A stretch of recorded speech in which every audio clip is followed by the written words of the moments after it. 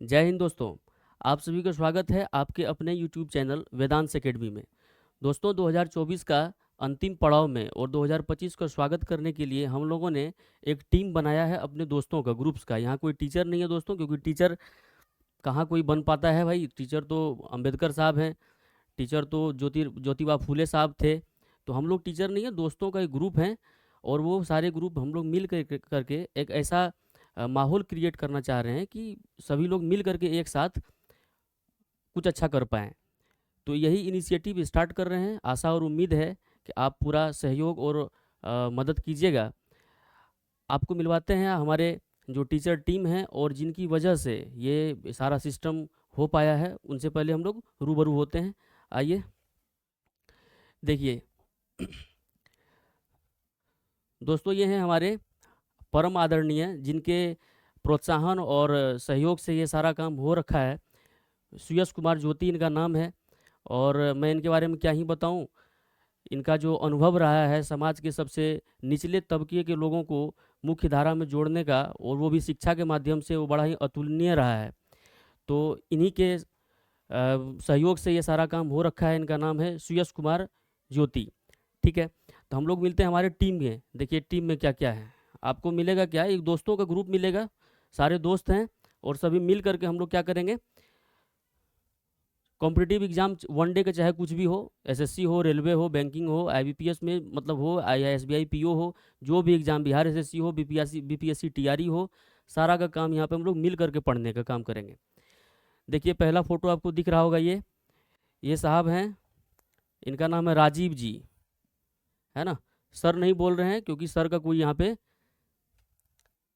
संज्ञा नहीं है, नाउन ही नहीं है सर का। ठीक है, यहाँ पे राजीव जी हैं, ये विनोद जी हैं, ये संजीव जी हैं। फोटो आप देख ही रहे होंगे, सब चकाचक है। गौरव जी हैं ये। अगर इनकी बात करें, सेहतमंद सर हैं ये, मतलब दोस्त हैं हमारे। ये आपको रीजनिंग के बारे में बातें करेंगे। बातें क्या करेंगे, रीजनिंग का सेट्स लेकर के आएंगे, रेलवे का, बिहार एसएससी का। और रीजनिंग का सेट हम लोग सब मिल करके इनके साथ पढ़ेंगे और ये भी अपना एक्सप्लेनेशन देंगे। जैसा आपको महसूस होगा वो फीडबैक आप हमें दीजिएगा कमेंट के जरिए। दूसरा देखिए, विनोद जी हैं। ये आपको H P C BP H P C L जो होता है दोस्तों, बेसिकली ये ट्रेड के टीचर हैं। ये एक्चुअल में टीचर हैं। ये दोस्त के ग्रुप तो हैं ही, लेकिन साथ ही साथ इनका एक्सपीरियंस रहा है पढ़ाने का, तो इनको हम लोग टीचर कह सकते हैं। ठीक है, ये ट्रेड आपको लेंगे। उसके बाद फिर ये संजीव जी हैं, देखने में भी क्यूट लगते हैं और इनका जो तजुर्बा है पढ़ाने का और पढ़ने का, दोनों का एक बेहतरीन है, अनुभवी हैं। संजीव जी हैं, ये आपको बिहार दरोगा के बिहार दरोगा के मास्टर क्लास लेकर के आएंगे। आपको बिहार दरोगा के सेट्स वगैरह कराएंगे।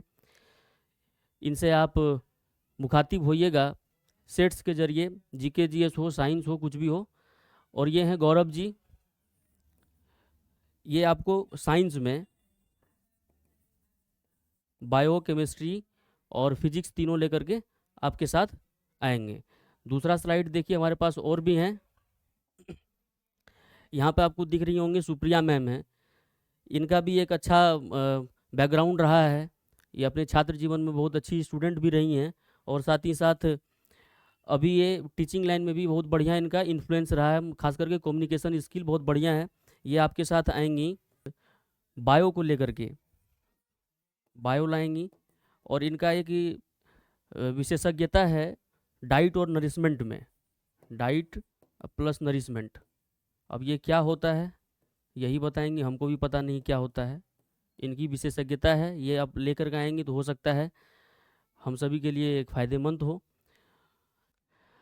और नेक्स्ट है हमारे शालू मैम। ये जो दिख रही हैं आपको, ये शालू मैम है। ये आपको बीपीएससी टीआरई 4 का जो है ये प्रैक्टिस सेट लेकर के आएंगी। आप इन्हें भी ज़रूर देखिएगा और जो भी फीडबैक होगा कमेंट बॉक्स में बताइएगा। तो क्या हमारा वीडियो, अच्छा एक बात बोलते होंगे दोस्तों, दो दो को स्लाइड देख लिए, सब फोटो आ गया। हमू तो हैं भाई, हमारा फोटोवे नहीं है यहाँ पे। देखिए तो कहीं पे कुछ दिख रहा है आपको?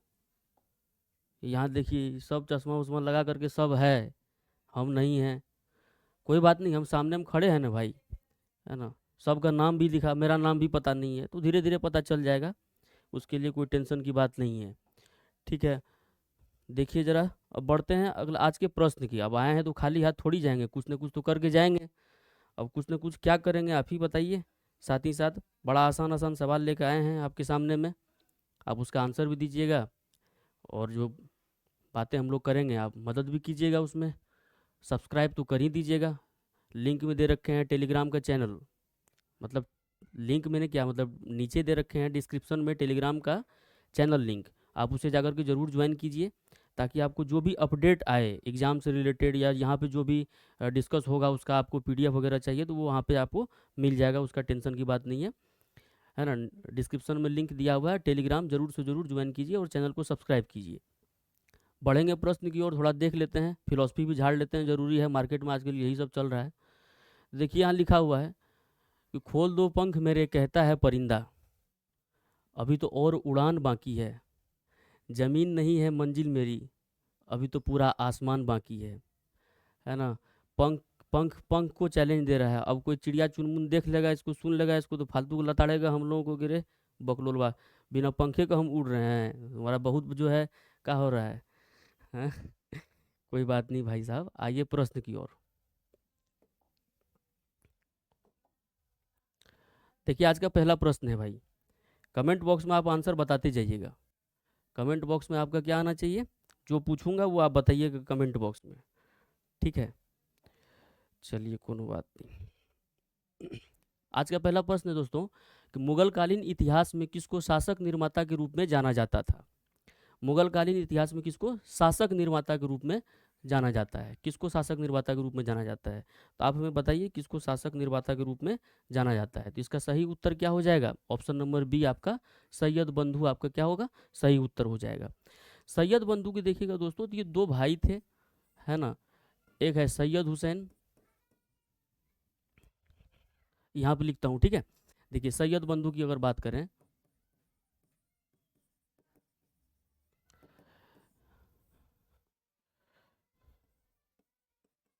एक है सैयद हुसैन साहब, दिख रहा है आप लोग को बढ़िया से, एक है सैयद हुसैन साहब, एक दूसरा है अब्दुल्ला खां,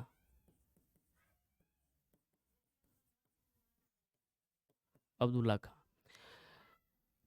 इनको जो मुगलकालीन इतिहास, बेसिकली मुगलकालीन इतिहास यहाँ पे कहना बहुत बहुत सही नहीं होगा, क्योंकि मुगलकालीन इतिहास आप जानते हैं कि 1526 में बाबर आया, 1526 में बाबर आया पहली बार, पानीपत की पहली लड़ाई हुई, इब्राहिम लोदी को हराया और मुगल वंश का स्थापना किया।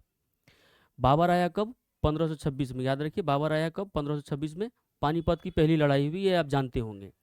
लेकिन सवाल आपसे पूछा जा सकता है कि ये बाबर जो हैं आए भाई साहब यहाँ पे 1526 में, बाबर थे कहाँ के, तो ये उज्बेक थे, उज्बेकिस्तान यानी मध्य एशिया जो है, सेंट्रल एशिया जो है वहाँ के रहने वाले थे, ट्राइब्स थे। इनका जो संबंध है दोस्तों बाबर का अगर बात करें तो इनका संबंध चंगेज खां से भी है और तैमूर लंग से भी है, ठीक है। तो ये भाई साहब मंगोल भी हैं और उज्बेक भी हैं, ठीक है। लेकिन आपसे सवाल पूछा जा सकता है एग्जाम में कि बाबर ने पानीपत की लड़ाई में इब्राहिम लोदी को हरा दिया, लेकिन बाबर गाजी की उपाधि कब धारण किया, तो 1526 में इन्होंने मुगल वंश की स्थापना की, लेकिन एक साल के बाद 1527 में, एक साल के बाद 1527 में इन्होंने राणा सांगा के साथ युद्ध किया, राणा सांगा के साथ युद्ध किया। उस युद्ध का नाम है खानवा का युद्ध, क्या नाम है, खानवा का युद्ध, खानवा का युद्ध। और इसी खानवा युद्ध के बाद इन्होंने अपने आप को गाजी कहा, गाजी की उपाधि धारण किया। ये तो बाबर की कहानी हो गई। यहाँ पे लिखा हुआ है कि मुगलकालीन इतिहास, तो 1526 में मुगलकालीन इतिहास शुरू होती है, और आप जानते हैं 1857 तक मुगलकालीन इतिहास चलती है, 1857 तक। बहादुर शाह जफर, जिसको अंग्रेज पीट पाट के कहाँ भेज दिया था, रंगून, ठीक है, जो कि अभी वर्तमान वर्मा को, म्यांमार को कहा जाता है।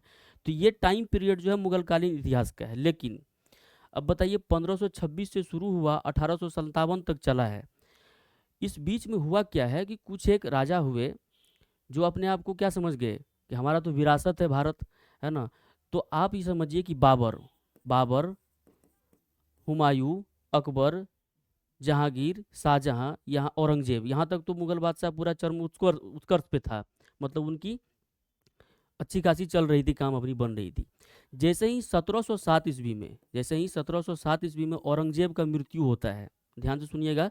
1707 ईस्वी में जैसे ही औरंगजेब का मृत्यु होता है तो 1707 के बाद उत्तराधिकारी का युद्ध शुरू हो जाता है। उत्तराधिकारी कहने का मतलब अब राजा कौन बनेगा, उत्तराधिकारी कहने का मतलब अब राजा कौन बनेगा। और उसके बाद जो भी राजा हुए हैं 1707 के बाद, वो सभी क्या हुए हैं, अयोग्य शासक हुए हैं। क्या हुए हैं, अयोग्य शासक हुए हैं। उसमें उतनी काबिलियत थी नहीं, नशेड़ी गजेड़ी सब उसके बाद बना है। 1707 के बाद का जो मुगलकालीन इतिहास है उसको उत्तर मुगलकालीन इतिहास के रूप में जाना जाता है। तो उत्तर मुगलकालीन इतिहास के रूप में जानते हैं, ये है उत्तर मुगलकालीन,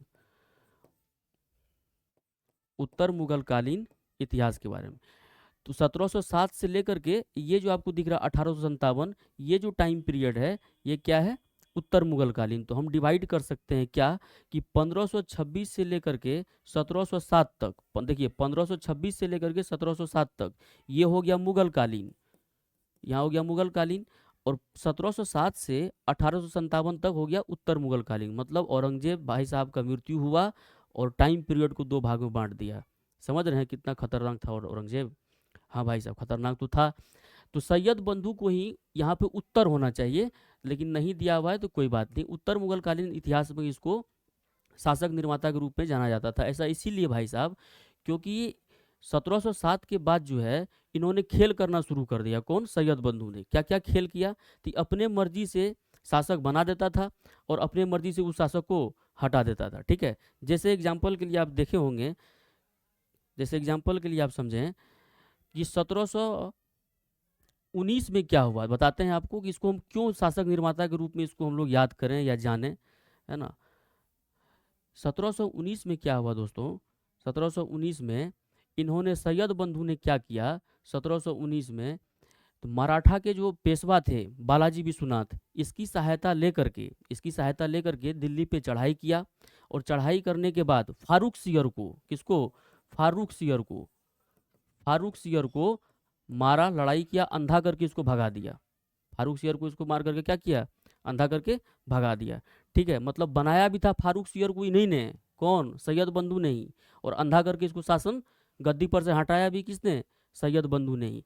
तो इसी सब जो उनका जो हरकत था उठापटक करने का, इसी सब के चलते उनको क्या हुआ, उनको मुगलकालीन इतिहास में कहा गया कि भाई साहब आप क्या हैं, शासक निर्माता के तौर पे आप जाने जाएंगे। ठीक है, बढ़ते हैं अगले प्रश्न की ओर। अगला प्रश्न दोस्तों कि भारत में पुर्तगाली वायसराय बनकर कौन आया था, प्रथम पुर्तगाली वायसराय बनकर कौन आया था। देखिए, सबसे अगर पहली बात करें अपन तो भारत में 1498 में पुर्तगाल का वास्को डी गामा आया। कौन आया, 1498 में पुर्तगाल का वास्को डी गामा आया। कहाँ पे, तो कालीकट बंदरगाह जो दोस्तों, ये जो इंडियन मैप है इसमें कालीकट बंदरगाह जो है, यहाँ पे कालीकट बंदरगाह जो है, यहाँ पे कालीकट बंदरगाह पे वास्को डी गामा अपना आया। कालीकट बंदरगाह है कहाँ पे, तो केरल में है। ठीक है, 1498 में। और इसको आने के लिए 1498 में इसको भारत में आने के लिए एक गुजराती व्यापारी थे अब्दुल मजीद। कौन थे भाई साहब, अब्दुल मजीद साहब थे, गुजराती व्यापारी थे, याद रखिएगा नाम एग्जाम में पूछता है। अब्दुल मजीद साहब थे। इन्होंने, अब्दुल मजीद साहब ने इसको मेडागास्कर के पास, कहाँ पे, तो मेडागास्कर, याद रखिएगा। वर्ल्ड मैप आप जब देखेंगे तो हिंद महासागर का सबसे बड़ा आइलैंड जो है वो मेडागास्कर है। तो मेडागास्कर के पास अब्दुल मजीद ने इसको कहा, किसको, वास्को डी गामा के रे, कि बकलोल आप इधर जाओ, इंडिया इधर है। नहीं तो वो चल जा रहा था इंडोनेशिया, बार बार चल रहा था इंडोनेशिया। तो कहा जाता है कि समुद्री मार्ग का खोज किसने किया है, तो उन्होंने वास्को डी गामा ने किया है, लेकिन भारत का खोज नहीं किया है। भारत का खोज कहाँ से करेगा भाई साहब, 1498 में भारत का खोज कहाँ से, समुद्री मार्ग का खोज किया, रास्ता का खोज किया है। ठीक है, अब यहाँ पूछ रहा है कि प्रथम पुर्तगाली वायसराय बनकर कौन आए, प्रथम पुर्तगाली वायसराय बनकर कौन आए, तो अल्मेडा है। कौन है, फ्रांसिस्को दी अल्मेडा, इसका पूरा नाम है Francisco de Almeida, Francisco de Almeida, है ना। अल्मेडा साहब आए थे पहले पुर्तगाली। अब यहाँ पे ऑप्शन नंबर बी को जरा देखिएगा, अल्बुकर्क आपको दिख रहा होगा, इंपॉर्टेंट है, इसे सवाल भी बनता है। अल्बुकर्क से क्या सवाल बनेगा, तो भाई साहब इन्होंने 1510 ईस्वी में, 1500 अल्मेडा के बाद इन्होंने अल्बुकर्क आया था। तो 1510 ईस्वी में इन्होंने बीजापुर के सुल्तान, याद रखिएगा, बीजापुर के सुल्तान थे कौन, यूसुफ आदिल शाह। कौन, यूसुफ आदिल शाह, उनसे गोवा को छीन लिया था। युद्ध करके। 1510 ईस्वी में आपसे सवाल पूछा जाता है कि अल्बुकर्क जो हैं वो गोवा को कब जो है छीना था, तो 1510 ईस्वी में। किससे छीना था? तो बीजापुर के सुल्तान यूसुफ आदिल शाह से। ठीक है। ये कैप्टन हॉकिंस जो दिख रहे हैं दोस्तों, ये जेम्स प्रथम के जो हैं वो राजदूत थे। इन्होंने मुगल दरबार में सबसे पहले आया था। ऑप्शन नंबर डी आपको कैप्टन हॉकिंस के बारे में बात कर रहा है। जहांगीर के दरबार में ये आया था, ये भी आप ध्यान रखिएगा। अगला प्रश्न की ओर चलते हैं दोस्तों। कह रहा है कि बंगाल में किसने तकावी ऋण देने की शुरुआत किया? तकावी ऋण होता क्या है, पहले उसको देखते हैं। तकावी ऋण क्या होता है? देखिए, तकावी ऋण जो है दोस्तों, ये कृषि कर्ज है। कृषि के लिए कर्ज है। और कैसा कर्ज है? अग्रिम कर्ज है। कृषि के लिए अग्रिम कर्ज। कृषि के लिए अग्रिम कर्ज है ये। मतलब क्या हुआ, जैसे मान लीजिए आपको आलू को बोना है, पैसा तो है नहीं अब करें क्या? तो राजा के पास दौड़े दौड़े गया। किसान सब जाता था कि भाई साहब हमको आलू बोना है, हम क्या करें? तो हमें ऋण दीजिए। तो इस ऋण का जो शुरुआत किसने किया था वो आपको पूछ रहा है। वो उसी प्रकार के ऋण को हम लोग तकावी ऋण कहते हैं। क्या कहते हैं उसको? तकावी ऋण कहते हैं। तो ये मुर्शिद कुली खां साहब जो हैं, मुर्शिद कुली खां साहब, इन्होंने शुरुआत करा था। ठीक है। मुर्शिद कुली खां साहब जो है, इन्होंने शुरुआत करा था। इन्होंने 1713 ईस्वी में, शायद देख लीजिएगा, एग्जैक्ट तो डेट याद नहीं है, लेकिन हमें ऐसा लग रहा है कि 1713 ईस्वी में बंगाल का ये शासक बना था, स्वतंत्र शासक बना था। अगर आप और नज़र डालें तो 1713 ईस्वी में मुगल शासक कौन था? तो फारूक सियर था। कौन था? फारूक सियर था। तो ये भी सवाल पूछा जा सकता है कि जब मुर्शिद कुली खां बंगाल के स्वतंत्र शासक बने थे, स्वतंत्र राजा बने थे, तो उस समय मुगल बादशाह कौन था? तो फारूक सियर था। ठीक है। क्योंकि 1713 से लेकर के 1719 तक फारूक सियर रहे थे। ठीक है दोस्तों। अब जरा देखिए, अलीवर्दी खां आपको ऑप्शन नंबर ए में दिख रहा होगा। इसके बारे में भी थोड़ा बातें करते हैं। अलीवर्दी खां का क्या? देखिए, अलीवर्दी खां भाई साहब खतरनाक आदमी था। क्या खतरनाक आदमी था? क्योंकि ये बिहार का क्या था? अलीवर्दी खां बिहार का सूबेदार था। अब सूबेदार होता क्या है? देखिए, सूबेदार मतलब हुआ कि एक प्रांत में टैक्स वसूलना। प्रांत का शासक को सूबेदार कहते हैं, या सूबे का शासक को सूबेदार कहते हैं। ये भाई साहब अलीवर्दी खां साहब जो थे, ये बिहार के सूबेदार थे। ठीक है, बिहार के सूबेदार थे। इन्होंने क्या किया? गिरिया का युद्ध किया। कब? 1740 ईस्वी में गिरिया का युद्ध किया। किसके साथ? 1740 में क्या किया? गिरिया का युद्ध हुआ। गिरिया का युद्ध हुआ 1740 ईस्वी में। किसके साथ किया? तो सरफराज के साथ किया।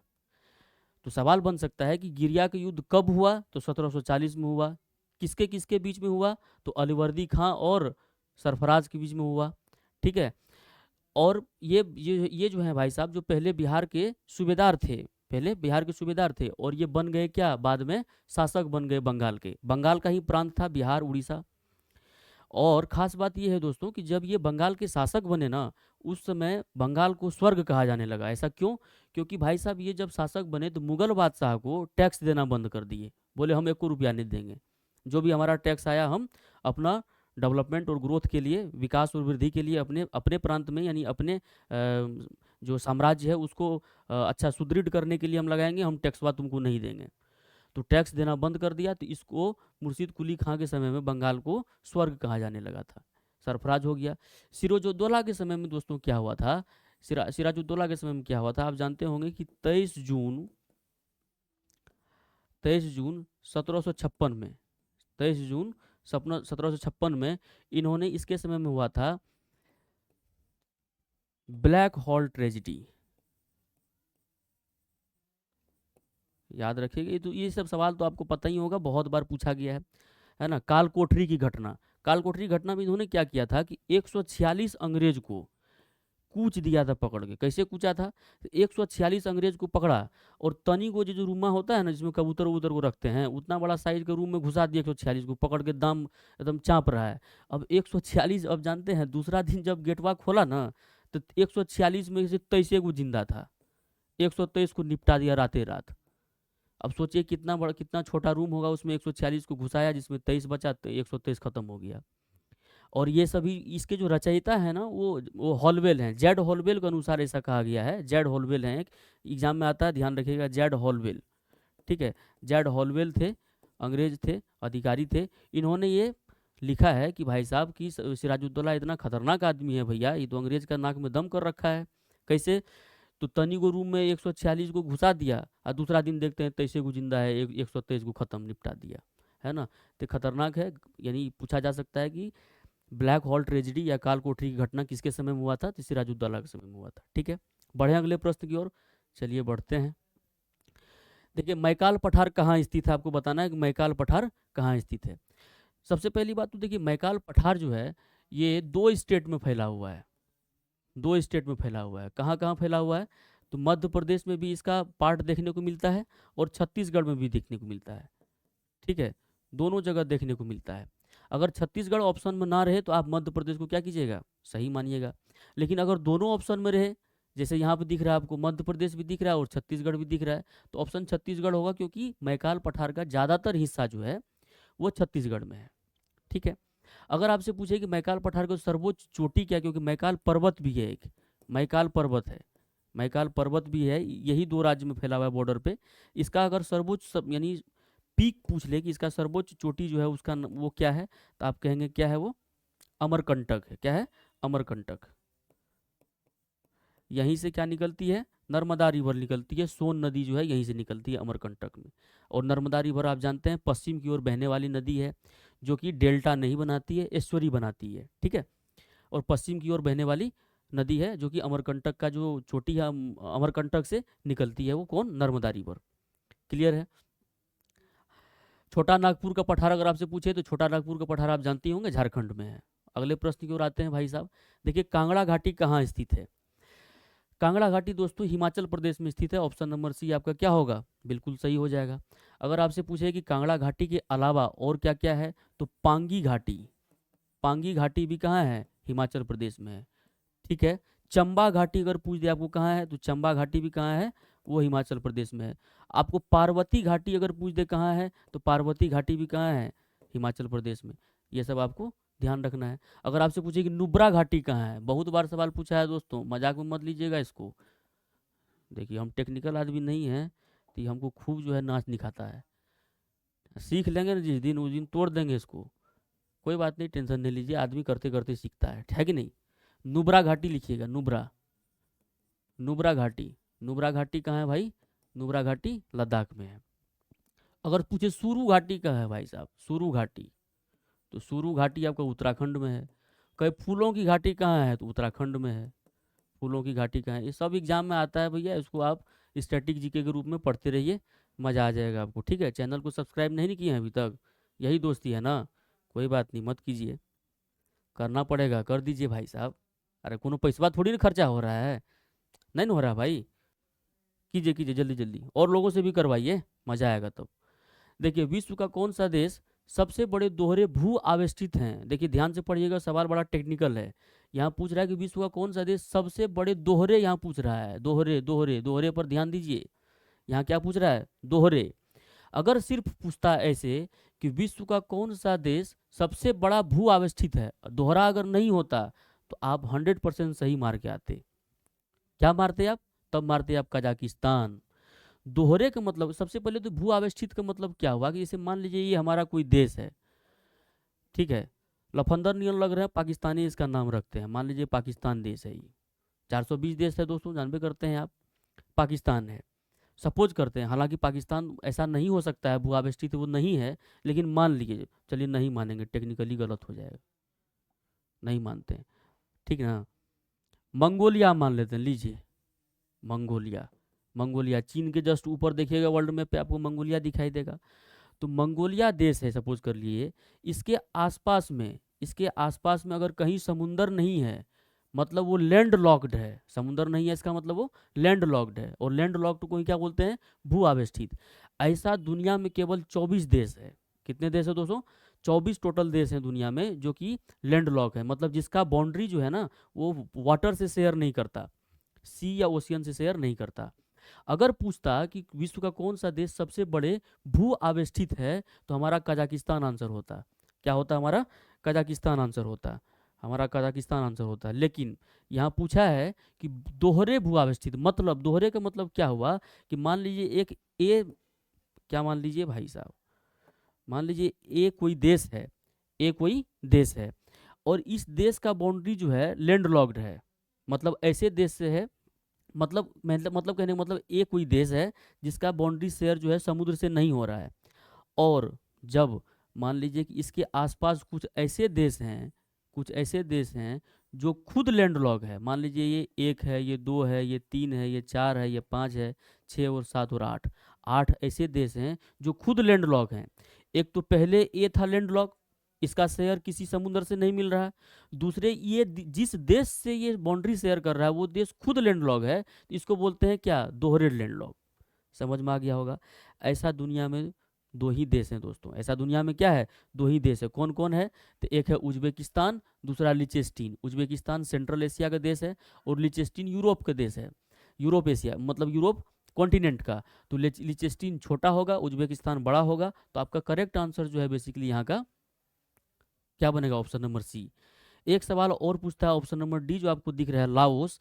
लाओस साउथ ईस्ट एशिया का, साउथ ईस्ट एशिया का मतलब कंबोडिया, म्यांमार और जो वियतनाम है, ये सब जो है साउथ ईस्ट एशिया के, उसमें लाओस एक ऐसा देश है दोस्तों, सिंगल एक ऐसा देश है साउथ ईस्ट एशिया का जो कि लैंडलॉक है। तो ये भी कभी कभी सवाल में पूछा जा सकता है कि साउथ एशिया का, साउथ ईस्ट एशिया का कौन सा देश है जो कि लैंडलॉक होता है, तो वो लाओस होगा। क्लियर है, बढ़े आगे चलिए। देखिए ऊर्जा का 10% का नियम किसने दिया है, ऊर्जा का 10% का नियम किसने दिया है, ये आपको बताना है कि ऊर्जा का 10% का नियम किसने दिया है। तो इसका सही उत्तर होगा लिंडेमान ने। किसने दिया है, लिंडेमान ने। अच्छा ये अर्नेस्ट हेकल जो है, अर्नेस्ट हेकल जो है ये क्या है, तो यहाँ पे अर्नेस्ट नहीं अर्नेस्ट होगा, यहाँ पे अर्नेस्ट हेकल जो है इन्होंने इकोलॉजी का काम किया है। इकोलॉजी वर्ड जो है, इकोलॉजी वर्ड बोलिए या इकोलॉजी टर्म बोलिए, उन्होंने ये बताया है। और यहाँ जो ये टेंसले है, टेंसले इन्होंने इकोसिस्टम बताया, पारिस्थितिकी तंत्र बताया, पारिस्थितिकी तंत्र जो है टेंसले ने बताया, और पारिस्थितिकी के बारे में जो है अर्नेस्ट हेकल ने बताया। तो यहाँ लिखिएगा इकोसिस्टम, कंफ्यूज नहीं कीजिएगा, सवाल पूछता है ये इकोसिस्टम के बारे में किसने बताया भाई साहब, तो टेंसले ने बताया। और ये नॉर्मन मायर्स जो आपको दिख रहा है ना, ये भी बड़ा इंपॉर्टेंट है, इन्होंने हॉटस्पॉट के बारे में बताया। हॉटस्पॉट समझ रहे हैं ना, जैसे पश्चिमी घाट हॉटस्पॉट है, हिमालयन रीजन हमारा हॉटस्पॉट है, इंडो वर्मा जो है वो हॉटस्पॉट है। हॉटस्पॉट मतलब क्या होता है कि एक बड़े क्षेत्र में, बड़ा एरिया जहाँ पे इंडेंजर्ड स्पेसीज का और खास करके स्थानीय प्रजाति बहुत ज़्यादा मात्रा में पाए जाते हैं और उनमें दुख और संकट समय समय पर आते रहता है, तो उस एरिया को हॉटस्पॉट में नामकरण उसका किया जाता है। ठीक है, तो हॉटस्पॉट का जो है नामकरण नॉर्मन मायर्स ने किया था, टेंसले जो है वो इकोसिस्टम ने बताया था, और अर्नेस्ट हेकल जो है वो इकोलॉजी के बारे में बताया था, और 10% ऊर्जा का जो कॉन्सेप्ट है उन्होंने लिंडेमान ने दिया था। क्लियर हो गया चारों ऑप्शन।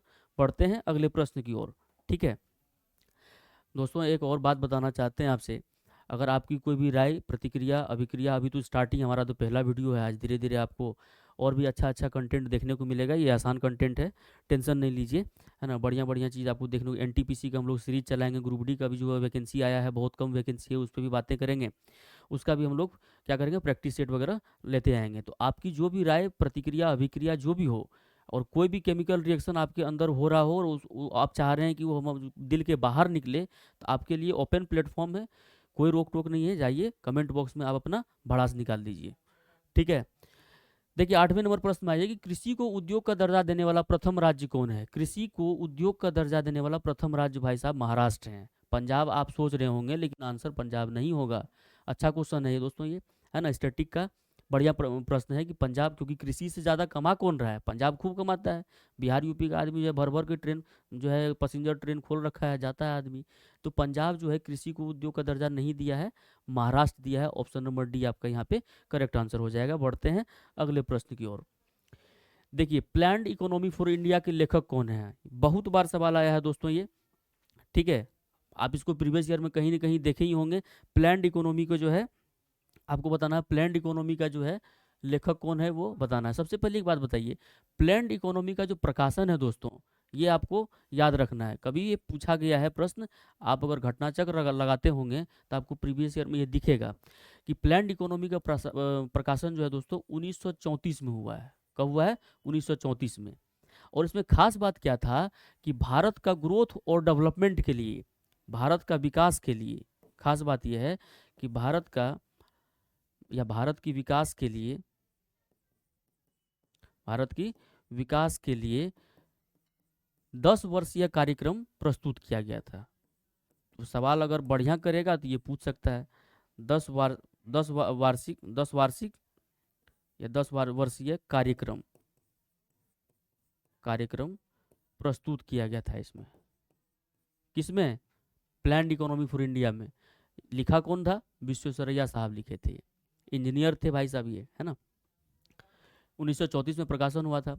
अगर आपसे पूछे कि नारायण अग्रवाल क्या हुए थे, नारायण अग्रवाल, अगर ऑप्शन नंबर बी का अगर आप देखें तो नारायण अग्रवाल भाई साहब 1944 में, कब? 1944 में गांधीवादी योजना इन्होंने लॉन्च किया था।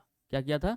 गांधीवादी योजना। कब? 1944 में गांधीवादी योजना जो है ये लॉन्च किया था। अगर जेपी की बात करें, मतलब जयप्रकाश नारायण की बात करें, तो इन्होंने 1950 में सर्वोदय योजना, याद रखिएगा ये भी प्रश्न खूब पूछा जाता है। 1950 में सर्वोदय योजना ने इन्होंने लॉन्च किया था। कौन? जयप्रकाश नारायण ने। ठीक है, बढ़े आगे। देखिए 10वें नंबर प्रश्न कहता है दोस्तों कि राष्ट्रीय ग्रामीण रोजगार गारंटी अधिनियम की शुरुआत कब हुई? राष्ट्रीय ग्रामीण, इसको नरेगा बोलेंगे। क्या बोलेंगे इसको? नरेगा। राष्ट्रीय ग्रामीण रोजगार गारंटी अधिनियम की शुरुआत कब हुई थी? शुरुआत हुई थी इसकी दोस्तों 2006 में। लेकिन याद रखने वाली बात यह है कि 2 अक्टूबर 2009 को गांधी जी के जयंती पे इसका नाम नरेगा से बदल करके मनरेगा कर दिया गया। कब? 2009 में मनरेगा हो गया। ठीक है, मनरेगा हो गया। महात्मा गांधी राष्ट्रीय ग्रामीण रोजगार गारंटी अधिनियम योजना। अगर आपसे पूछे कि नरेगा का नाम मनरेगा कब हुआ, तो 2 अक्टूबर 2009 को। और सिंपली पूछे आपसे कि राष्ट्रीय ग्रामीण रोजगार गारंटी अधिनियम योजना की शुरुआत कब हुई, तो वो 2006 में हुई। क्लियर है? बढ़ते हैं आगे भैया। देखिए संविधान सभा के सदस्यों की कुल संख्या कितनी निर्धारित की गई थी? स्टार्टिंग में जब पाकिस्तान सेपरेट नहीं हुआ था, अलग नहीं, विभाजन नहीं हुआ था, उस समय की बात कह रहा है। सबसे पहले तो एक बात बताइए कि संविधान सभा जो है वो किसके परामर्श, मतलब किस पे आधारित था? हमारा संविधान सभा जो है ये किस पे आधारित था? तो आप जानते हैं कि कैबिनेट मिशन पे आधारित है ये, है ना। कैबिनेट मिशन जो है, जो कि आया था कहाँ से? ब्रिटिश से आया था कैबिनेट मिशन, उस पर आधारित है हमारा संविधान सभा। इसमें आपसे सवाल पूछा गया कि कितनी जो है, कुल कितनी सीटें जो है निर्धारित की गई थी? तो स्टार्टिंग में 389 सीटें जो हैं वो निर्धारित की गई थी, जिसमें से 292 सीट जो है दोस्तों वो ब्रिटिश प्रांत से आता था। ब्रिटिश प्रांत से 292 सीट जो है दोस्तों क्या आता था? ब्रिटिश प्रोविंस बोलते हैं अंग्रेजी में इसको, ब्रिटिश प्रोविंसेस से आया था। ठीक है, और देसी रियासतें भी थी इसमें, और गवर्नर का भी कुछ सीटें जो है रिजर्व की गई थी।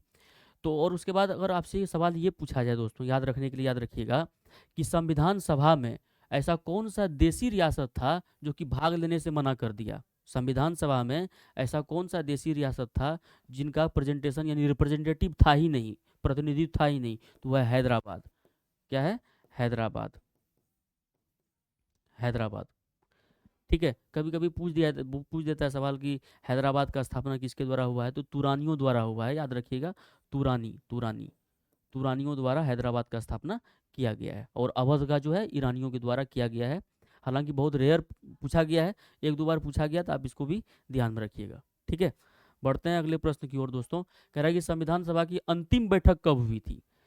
अंतिम बैठक आपको बताना। टोटल 12 बैठक हुए थे दोस्तों, है ना। टोटल बैठक कितने हुए थे? 12 हुए थे। आपको अंतिम बैठक बताना है, तो ये 24 जनवरी 1950 को हुआ था। कब हुआ था? 24 जनवरी 1950 को हुआ था अंतिम बैठक। ठीक है, स्वतंत्र भारत के प्रथम रक्षा मंत्री कौन है ना। ये कौन हो गया, है ना, कौन थे? स्वतंत्र भारत के प्रथम रक्षा मंत्री कौन थे? अच्छा एक बात बताइए, आप कभी मार्केट उर्केट जा रहे हैं दोस्तों का ग्रुप में, जो दोस्त आपका बहुत ही क्या होगा, बलवान होगा, शरीर जिसका हृष्ट पुष्ट हो, खतरनाक टाइप का, खली टाइप दिखता हो, पहलवान टाइप का, तो आप उससे आशा क्या रखते हैं? आइसक्रीम का पैसा वो देगा ऐसा ज़रूरी बिल्कुल नहीं है। आशा आप उससे ये रखते होंगे दोस्तों कि कहीं मारपीट हो गया तो क्योंकि इसका शरीर में बल है तो हमको क्या करेगा, वो रक्षा करेगा। तो रक्षा मंत्री क्या होगा, Sardar Baldev Singh. Option number C आपका क्या होगा, करेक्ट आंसर हो जाएगा। आप जानते होंगे स्वतंत्र भारत का प्रथम रक्षा मंत्री कौन है। और ये जो बी आर अम्बेडकर साहब, ये कानून यानी विधि मंत्री इनको बनाया गया था। क्या बनाया था, विधि मंत्री इनको बनाया गया था अम्बेडकर साहब का। इनके बारे में क्या ही कहना दोस्तों, अम्बेडकर साहब। जगजीवन राम जो है दोस्तों, ये श्रम मंत्री थे। जगजीवन राम, इन्हीं की बेटी है मीरा कुमार, जो कि लोकसभा की प्रथम महिला अध्यक्ष बनी है, बिहार के रहने वाले हैं। राजेंद्र प्रसाद को कृषि और प्रसंस्करण मंत्रालय दिया गया था, ठीक है। बाद में राष्ट्रपति वगैरह बने हैं वो। आगे बढ़े। भारत के संविधान की प्रस्तावना में कितने प्रकार का न्याय का उल्लेख किया गया है, ये सवाल तो हम लोग करेंगे, लेकिन उससे पहले आप हमें ये बताइए कि भारत की जो प्रस्तावना है दोस्तों, प्रस्तावना है ना, हम भारत के लोग भारत को, ये जो प्रस्तावना प्रियम्बल जिसको बोलते हैं, ये प्रियम्बल में भारत शब्द का, हिंदुस्तान शब्द का और इंडिया शब्द का कितने कितने बार उपयोग हुआ है, आप हमें कमेंट बॉक्स में जरूर बताइएगा, ठीक है। पहले आते हैं यहाँ पे प्रस्तावना में कितने प्रकार के न्याय का उल्लेख हुआ है। अगर प्रस्तावना में अगर न्याय की बात करेंगे तो सामाजिक, सामाजिक, आर्थिक, सामाजिक, आर्थिक और राजनीतिक, सामाजिक, आर्थिक और राजनीतिक, तीन तरह के न्याय का उपयोग किया गया है प्रस्तावना में। प्रस्तावना हमने लिया कहाँ से है दोस्तों, तो अमेरिका से लिया है। और प्रस्तावना की जो भाषा है, प्रस्तावना की जो लैंग्वेज है, वो ऑस्ट्रेलिया के संविधान से हमने लिया है। भारत का संविधान दुनिया की सबसे बड़ी लिखित संविधान है, इस पे हमें गर्व होना चाहिए और है भी। तो न्याय की अगर बात करेंगे तो कितने न्याय है दोस्तों, तीन न्याय है, ठीक है। आप हमें कमेंट बॉक्स में बताइए कि हिंदुस्तान शब्द का उपयोग कितने बार किया गया हमारे प्रस्तावना में। अगला प्रश्न देखिए भाई, कह रहा है किस विटामिन में कोबाल्ट पाया जाता है, किस विटामिन में कोबाल्ट पाया जाता है। तो विटामिन B12 में दोस्तों कोबाल्ट पाया जाता है। इसका अगर केमिकल नेम की अगर बात करें दोस्तों, विटामिन B12 की, तो केमिकल नेम की अगर बात करें तो होता है साइनोकोबालामीन, साइनोकोबालामीन। हिंदी में भी लिखेंगे तो वही साइनोकोबालामीन ही होगा। इसमें कोबाल्ट का जो है, और ये कोबाल्ट जो है ना दोस्तों, इसमें जो विटामिन B12 में कोबाल्ट जो है, यानी CO लिख रहे हैं तो कार्बन मोनोऑक्साइड मत समझिएगा, कोबाल्ट लिखा हुआ है।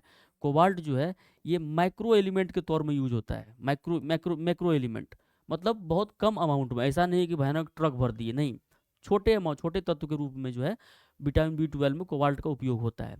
अच्छा, ये विटामिन B12 जो है दोस्तों बी कॉम्प्लेक्स का पार्ट है। आप जानते हैं कि विटामिन जो है, विटामिन B1 से लेकर के B17 तक जो ये है, ये बी कॉम्प्लेक्स में आता है। मतलब विटामिन का ग्रुप बी कॉम्प्लेक्स कहलाता है। सारा हम नहीं पढ़ते हैं, हमें उपयोग नहीं है उसका, डॉक्टर वगैरह पढ़ते होंगे या पढ़ते हैं। तो B1 से B17 तक जो होता है वो विटामिन बी कॉम्प्लेक्स है।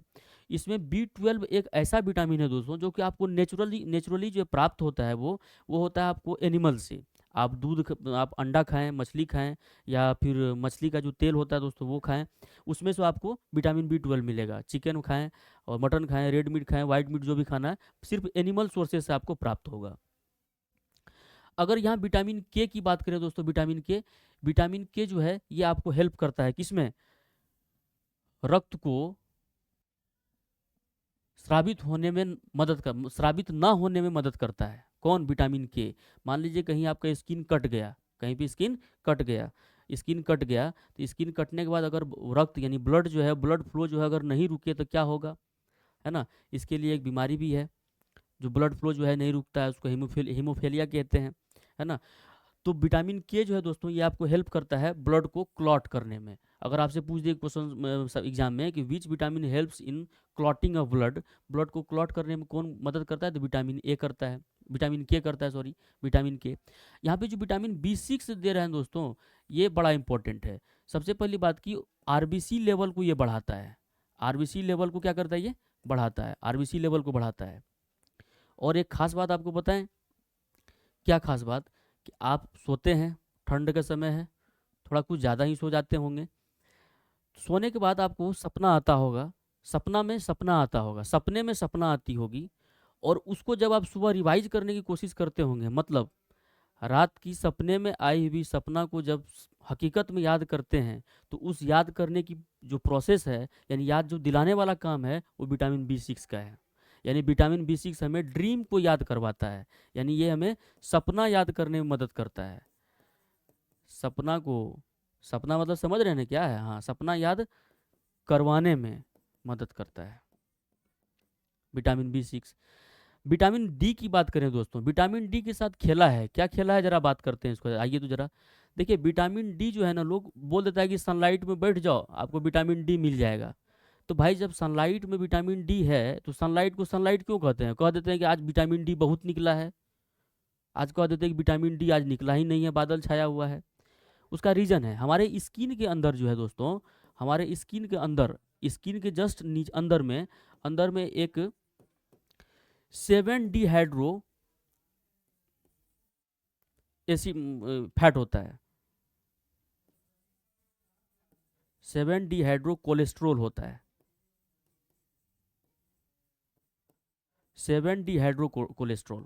तो जब आप सनलाइट लेते हैं, जब आप सनलाइट में बैठते हैं, खास करके 11 बजे से लेकर के 1 बजे के सनलाइट में, 11 से लेकर के 1, अब सुबह सुबह सूरज निकल गया, आप जाकर के बैठ गए तो उसमें नमी की मात्रा होती है, ठीक है। तो 11 से 1 बजे जब आप सनलाइट में जाते हैं तो सनलाइट आपकी स्किन पे पड़ती है, तो आपकी स्किन के जस्ट नीचे 7 डिहाइड्रो कोलेस्ट्रॉल होता है, और यही 7 डिहाइड्रो कोलेस्ट्रॉल जो दिख रहा है दोस्तों, ये कन्वर्ट करता है विटामिन डी में, ठीक है। तो डायरेक्टली हमको विटामिन डी जो है सनलाइट से नहीं मिलता, उसके लिए 7 डिहाइड्रो कोलेस्ट्रॉल होता है, ठीक है। लगता है अगले प्रश्न पे जाना चाहिए, बहुत ज़्यादा हो गया है, कोई बात नहीं है। टेलीग्राम चैनल ज्वाइन कर लीजिएगा, आपको ये सारा कुछ पीपीटी जो है लिखा हुआ एकदम एनोटेशन के साथ मिल जाएगा। किस वस्तु का द्रव्यमान दुगुना करने पर उसकी, किस नहीं होगा दोस्तों, यहाँ किसी होगा, सही कर लीजिएगा, ठीक है। यहाँ क्या होगा, किसी होगा। किसी वस्तु का द्रव्यमान दुगुना करने पर उसकी गतिज ऊर्जा हो जाएगी, क्या हो जाएगी? एक बात बताइए, गतिज ऊर्जा मतलब क्या हुआ? Kinetic energy. अब काइनेटिक एनर्जी बचपन से पढ़ते हो और आ रहे होंगे, आप याद कीजिए आज से 200 साल पहले आप जब पढ़े होंगे कि काइनेटिक एनर्जी इसका होता है हाफ mv², जहाँ पे m जो है मास है और v जो है क्या है, वेलोसिटी है। और अगर बात करें तो ये वेलोसिटी जो है दोस्तों, ये वेलोसिटी एक क्या है, वेक्टर क्वांटिटी है। क्या एक वेक्टर क्वांटिटी है? वेक्टर क्वांटिटी मतलब कहते हैं इसको सदिश राशि है। क्या ये सदिश राशि है, ठीक है। और मास जो होता है दोस्तों, अगर इसके बारे में बात करें, द्रव्यमान, द्रव्यमान एक किसी भी मैटर का, किसी भी मैटर या किसी भी सब्सटेंस का इंट्रिंसिक प्रॉपर्टी है। इंट्रिंसिक मतलब होता है शाश्वत गुण, शाश्वत गुण मतलब जिसको आप खत्म नहीं कर सकते हैं। यानी मास कन्वर्ट जो होगा दोस्तों, वो एनर्जी में कन्वर्ट हो जाएगा, कोई दिक्कत की बात नहीं है। मतलब कहने का कि आप दुनिया में कहीं भी चले जाएं, मास आपका चेंज नहीं होगा, मास चेंज आपका नहीं होगा, और ये डायरेक्शन उरेक्शन पर डिपेंड नहीं करता है, इसलिए स्केलर क्वांटिटी है ये। क्या ये स्केलर क्वांटिटी है। स्केलर क्वांटिटी का मतलब अदिश राशि, ठीक है, अदिश राशि। आप मुझे एक बात कमेंट बॉक्स में बताइए कि मोमेंटम जो है वो सदिश राशि है या अदिश राशि है, ठीक है। अब हम सवालों पे आते हैं, तो सवाल कहता क्या है कि अगर द्रव्यमान को दुगुना कर दें, द्रव्यमान को दुगुना कर दें, तो हमारा जो काइनेटिक एनर्जी होगा उसमें क्या होगा। तो सपोज कर लीजिए आप कि आपका पहला काइनेटिक एनर्जी क्या है, आपका पहला काइनेटिक एनर्जी है हाफ mv², ठीक है, हाफ mv² काइनेटिक एनर्जी है आपका। अब आप क्या किए, अब आप क्या किए दोस्तों, मान लीजिए काइनेटिक एनर्जी आप डैश निकाल रहे हैं, आप मास को दुगुना कर दिए, तो हाफ m की जगह क्या आ जाएगा 2m, और यहाँ पे v², m की जगह क्या आ जाएगा 2m और v²। यहाँ से देखिए तो ये 2 और ये 2 क्या हो गया, कट गया, तो फाइनली आया क्या, यहाँ पे आया हाफ, हाफ तो खत्म हो गया दोस्तों, आया mv²। क्या आया mv²। अब मुझे एक बात बताइए, पहले आपका हाफ mv² था, अभी आ रहा है आपका mv², तो क्या हुआ काइनेटिक एनर्जी? ये इनिशियल काइनेटिक एनर्जी है, काइनेटिक एनर्जी आई दे देते हैं, और ये काइनेटिक एनर्जी डैश मतलब फाइनल दे देते हैं। अभी आपका क्या हो गया, दुगुना हो गया। अगर मान लीजिए आपको सॉल्व बहुत जल्दी करना है, तो आपको इतना माथा लगाने का, माथा पच्ची करने की ज़रूरत है नहीं।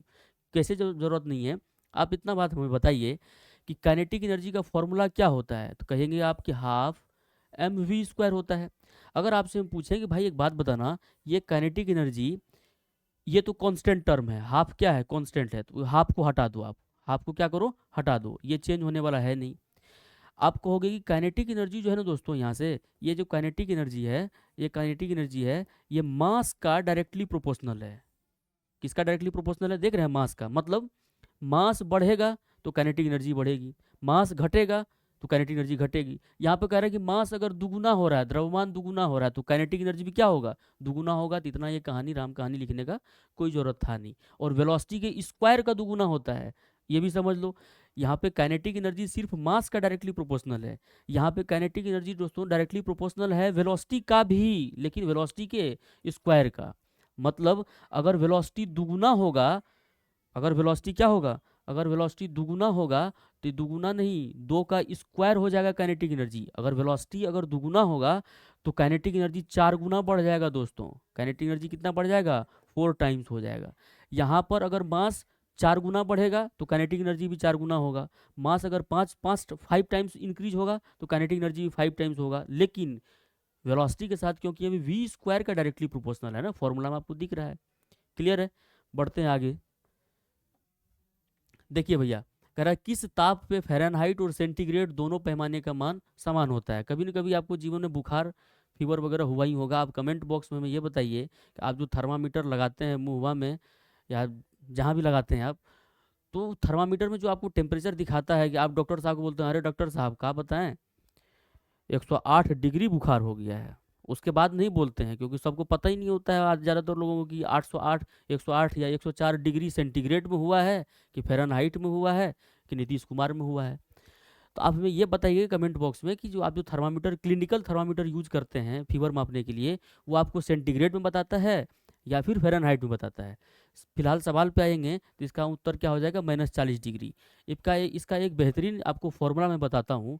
अगर वो फॉर्मूला आपने याद रखा तो इस तरह के सवाल आपको कभी गलत होगा नहीं। कैसे, आपको याद रखना है कि C/5 इजकल्स टू F-32/9, बस इतना ही याद रखना है। C/5 equals to F-32/9। C क्या है, ये C जो है ये क्या है, ये C है सेंटीग्रेड, ये क्या है सेंटीग्रेड। और ये F क्या है, तो F है फ़ारेनहाइट, डिग्री फ़ारेनहाइट। ठीक है, अगर आपको सेंटीग्रेड में दे रखा है तो फ़ारेनहाइट आंसर में निकल जाएगा, अगर फ़ारेनहाइट दे रखा है तो सेंटीग्रेड आप निकाल सकते हैं। कोई बड़ी बात नहीं है इसमें, तो ये फॉर्मूला आप याद रखिएगा। फिलहाल ये तो आप याद ही रखिएगा, ये बार बार एग्जाम में आता है। कह रहा है कि रेडियो धर्मिता की खोज किसने की थी, मतलब रेडियो एक्टिविटी की खोज किसने की थी। आप ऑप्शन नंबर डी पे जाएंगे, हेनरी बेक्यूरल ने किया था। अगर आइंस्टाइन की बात करें तो आइंस्टाइन E=mc² सभी लोग जानते हैं, है ना। Theory of relativity E=mc²। अच्छा एक बात बताइए कि भारतीय इतिहास में किसको भारत का आइंस्टीन कहा गया है। भारत का आइंस्टीन किसे कहा गया भारतीय इतिहास में, प्राचीन भारत की बात है, आप हमें ये भी बताएंगे। लेकिन याद रखिएगा कभी अगर सवाल आपसे पूछ दे, क्योंकि ये वर्ल्ड फेमस इक्वेशन है, दुनिया में सबसे ज़्यादा फेमस अगर कोई इक्वेशन हुआ है तो E=mc² हुआ है। लेकिन आइंस्टीन को इसके लिए नोबेल प्राइज नहीं मिला। सोचिए, इसके लिए नोबेल प्राइज नहीं मिला।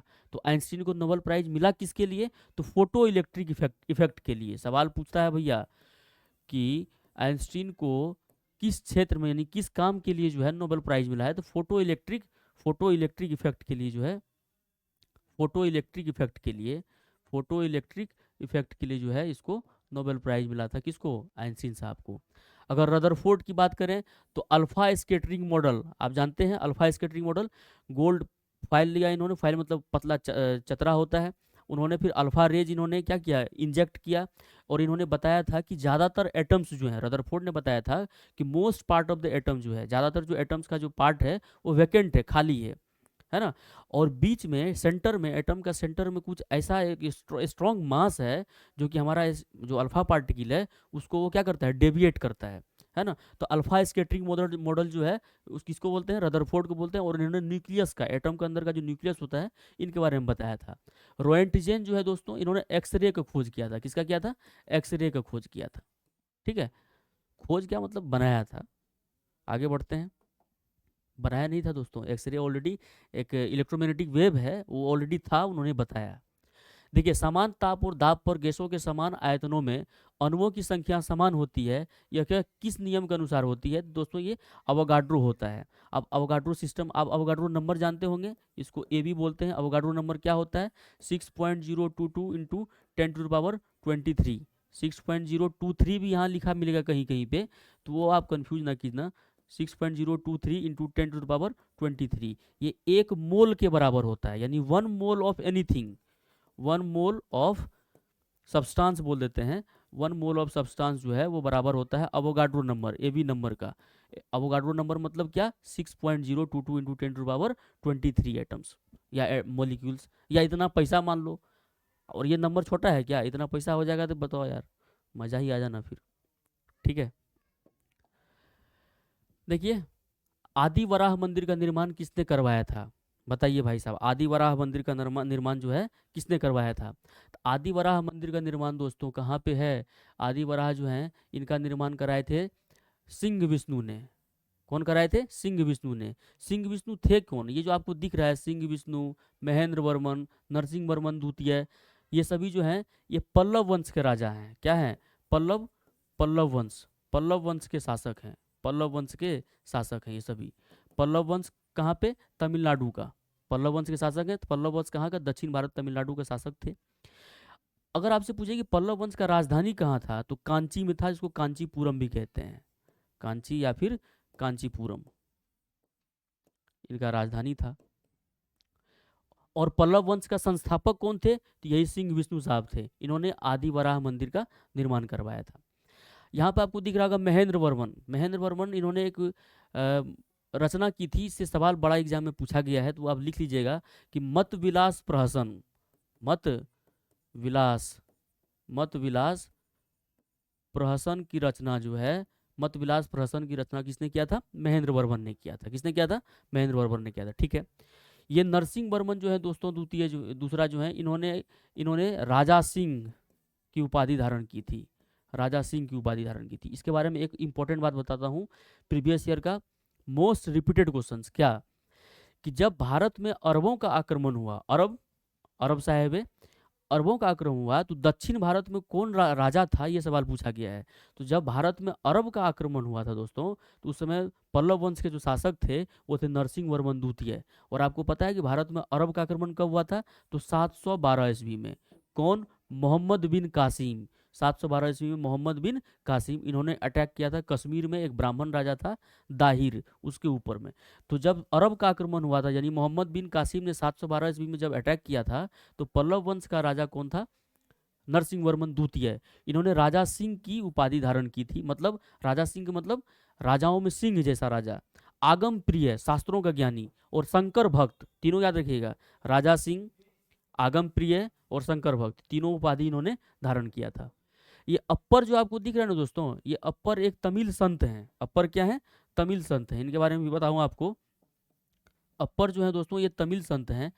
इनका कहानी कुछ यूं है, ये जो महेंद्र वर्मन आपको दिख रहा है, ये महेंद्र वर्मन पहले जैन मतावली के थे। जैन मतावली मतलब जैन धर्म का पालन करते थे।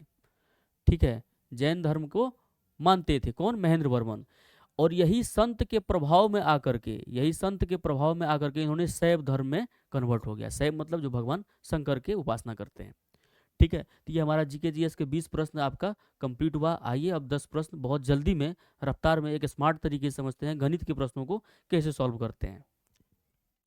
दिख रहा है आपको, सबसे ज़रूरी क्या दिख रहा है आपको, ये हमारा यूजर आईडी है ना। आपको जाना है, या आप अभी आ गए हैं तो जाना कहाँ है, आ गए हैं तो आप सब्सक्राइब कीजिए और यहीं रहिए। आपको कल से देखिए कितने मज़ेदार मज़ेदार आपकी जो रिवीजन है उसको बहुत ही बूस्ट मिलेगा, एक नए तरीके से, जो स्मार्ट तरीका है। क्वेश्चंस के जरिए हम रिवीजन करेंगे, क्योंकि पढ़ते पढ़ते कितना लोग पढ़ते रहेगा भाई साहब। ये आपको कर देना है, ये भी करना है। और इसको इसको घंटा का बटन वहाँ नहीं ही दिया गया है इसमें, लेकिन घंटा का बटन आपके वहाँ पे होगा, उसको ज़ोर से दबाइए चाँप करके। टेंशन की बात नहीं है, आगे जो होगा देखा जाएगा। फिर वही आ गया है, इस पे आप फोकस नहीं करके इस पे फोकस कीजिए। कह रहा है कि 100 और 1000 के बीच कितनी संख्याएं 17 से विभाज्य हैं। देखिए CHSL में पूछा गया है, 2022 का पेपर है।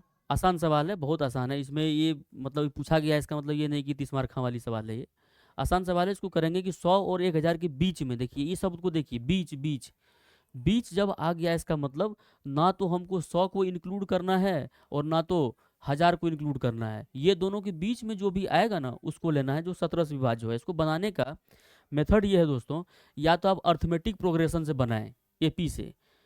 कैसे बनाएं एपी से, आप पहला टर्म लेंगे कि भाई साहब 117 ऐसा पहला संख्या होगा जो कि 100 और 1000 के बीच में है, और 17 से डिवीजन भी हो रहा है। सॉरी 119, 117 नहीं, 119। इसके बाद फिर 17 जोड़ते जाइए, 17 जोड़ते जाइए, 17 जोड़ते जाइए, और 1000 से पहले देख लीजिए कौन 17। मतलब अगर इस प्रोसेस से गए आप तो आपको सुबह हो जाएगा, तब तक सब एग्ज़ाम से बाहर आ जाएगा और हम लोग करते ही रहेंगे इसे, ठीक ना। तो ऐसा नहीं करेंगे, ऐसा नहीं करेंगे, ठीक है। हम लोग क्या करेंगे, आपको करना कुछ नहीं है, 1000 को 17 से भागा देना है, और उसमें से घटा देना है आपको 100 माइनस 17 से भाग दे करके, ठीक है। बताइए यहाँ पे इसको भाग दीजिए, क्या आएगा, 17 पचा 85, बचा कितना 15, और 17 17 8 है 36, यानी 58 आ गया।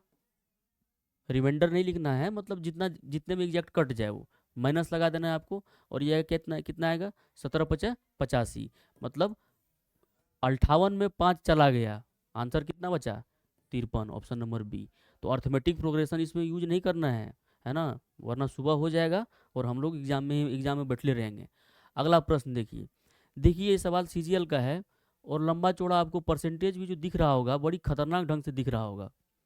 कुछ नहीं है, बड़ा आसान सवाल है। कह रहा है कि 3 वस्तुएं समान विक्रय मूल्य पर पैर नहीं है दोस्तों। हमारे टाइपिंग मास्टर आज रोमांटिक मूड में है, समझे, तो इधर उधर कर दे रहे हैं, लेकिन कोई बात नहीं है, कल से वो भी ट्रेंड हो जाएंगे। 3 वस्तुएं समान विक्रय मूल्य पर बेची जाती हैं। पहली वस्तुएं पर 42.84 यहाँ पे, और परसेंटेज है वहाँ पे गाय घाट के पास, परसेंटेज यहाँ पे, ठीक है, 42 यानी 42.84% का लाभ होता है। दूसरी वस्तुएं पर 16.66% की हानि होती है, और तीसरी वस्तु पर उतना लंबा चौड़ा कहानी दे करके अंत में 126 रुपये का लाभ होता है। तो आपको यहाँ पढ़िए, ये सबसे इंपॉर्टेंट पॉइंट है। क्या है ये, सबसे इंपॉर्टेंट पॉइंट ये है कि दूसरी वस्तुओं का विक्रय मूल्य आपको बताना है। सवाल तो अच्छा है, अगर इसको अगर स्टेप बाय स्टेप सॉल्व करेंगे तो समय अच्छा खासा लगेगा। हम लोग कोशिश करते हैं इसको चुटकियों में कैसे सॉल्व करें। एक बात बताइए, दूसरी वस्तुएं पर कितना हानि या कितना लॉस हो रहा है, ये सवाल में आपको दे रखा है। यहाँ पढ़िए तो, दूसरी वस्तु पर 16.66% का हानि हो रहा है। क्या हो रहा है, हानि हो रहा है। तो पकड़ते हैं इसी को, 16.66% का हानि हो रहा है। एक बात बताइए, 16.66% का फ्रैक्शन वैल्यू कितना होता है, 1/6। 1/6 का मतलब क्या हुआ, और हानि हो रहा है तो माइनस, मतलब 6 रुपया अगर सीपी है, कॉस्ट प्राइस अगर 6 रुपया है, तो उसमें 1 रुपये की हानि हो रही है। 1 रुपये की क्या हो रही है, हानि हो रही है। एक बात बताइए, 6 रुपया में खरीदे और 1 रुपया का हमको हानि हो रहा है, तो बेच कितने रुपया में रहे हैं, बताइए। 6 रुपया में खरीदे, 1 रुपया का हानि हो रही है, तो हमारा एसपी जो आएगा दोस्तों वो तो 5 ही आएगा ना। 6 रुपया में खरीदे, 6 रुपया में क्या किए, खरीदे, और 1 रुपया का हानि हो गया, तो एसपी कितना होगा, 5 होगा। अरे यार, एसपी कितना होगा, 5 हो जाएगा, कोई दिक्कत। अब मुझे एक बात बताइए, दूसरी वस्तु का ही विक्रय मूल्य पूछा है, इससे तो एक बात समझ में आया कि भाई साहब जो भी दूसरे वस्तु का विक्रय मूल्य जो भी आएगा, क्या आएगा हमको पता नहीं है, लेकिन वो 5 के मल्टीपल आएगा, मतलब 5 से वो कटेगा। तो बताइए, 126 5 से कटेगा, नहीं कटेगा। 632 कटेगा, नहीं कटेगा। 638 कटेगा, नहीं कटेगा। ये कहीं ऑप्शन, और यही ऑप्शन एग्जाम में भी था, ऐसा नहीं घर से बना के लाए हैं। तो ऑप्शन नंबर बी आपका क्या होगा, करेक्ट आंसर। इसमें सॉल्व करने की कोई ज़रूरत ही नहीं था, क्योंकि सवाल को आसान बना दिया ना। यहाँ पे सिर्फ दूसरी वस्तु का विक्रय मूल्य पूछा है, दूसरी का फ्रैक्शन वैल्यू निकाले, सीपी 6, तो एक का हानि 5, 5 का मल्टीपल होना चाहिए 630, 5 से मल्टीपल होने का मतलब या तो यूनिट प्लेस इकाई स्थान में 0 हो, या इकाई स्थान में 5 हो। तो यहाँ पे 0 दिख रहा है, ऑप्शन आपका बी करेक्ट आंसर हो जाएगा।